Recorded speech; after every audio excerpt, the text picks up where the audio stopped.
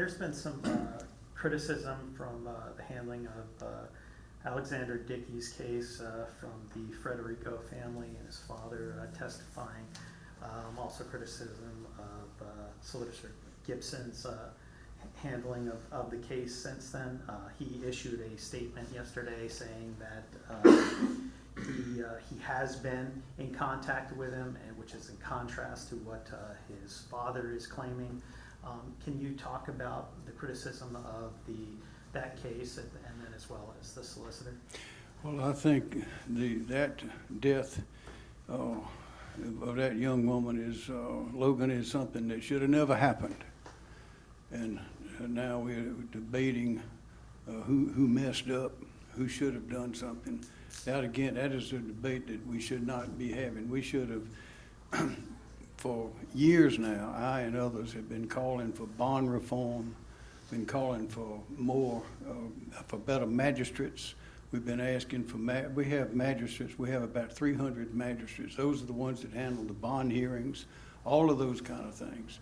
And that's why when you see somebody who is out on bond, committed a crime, is out on bond, and he does it again, like this fellow, I think he had, 39 different bond hearings. He was arrested or committed all kind of crimes. We got to shut that revolving door. I've been working on it, as have others, for years, and we're tightening it up a little bit. But until we have judges, and the very best judges, who are willing to impose the proper sentences, until we have magistrates who are lawyers, we need magistrates who are lawyers to understand, who understand the law and understand the consequences. Until our judges give appropriate sentences and not light sentences, until we completely close that revolving door, we're going to keep having these kind of things. It is a tragedy that that young woman is gone. It's a tragedy for her parents, notably her father, to be having to do what he's doing to bring attention to it. The whole situation could have been avoided had the state government done its job in ensuring that we have magistrates who know the law, who are qualified to serve, who are willing to serve, and understand the important responsibilities that are in their hands. And unfortunately, we don't have that now.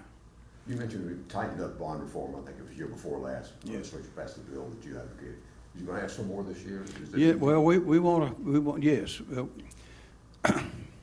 We've gone after those illegal guns. We got a lot done there.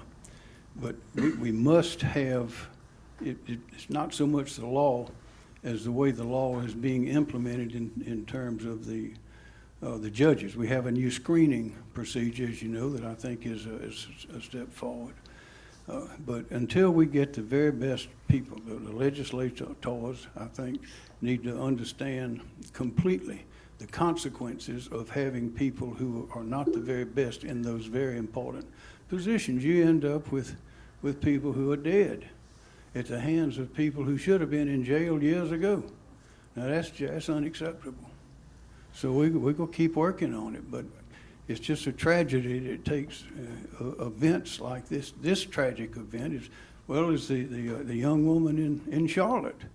I mean, there's no reason for that to be. Both of these men had long criminal records, and both of them were out there on the loose to, everybody's innocent until proven guilty, of course, to kill again. That doesn't make a bit of sense. That can be stopped if we have the very best people on the bench. And in the case of magistrates, they need to be lawyers. We have, I think the magistrate up in Charlotte, had a 4th grade education. Now, maybe she was a great jurist, I don't know, but that is not a comforting thought. Got time for two.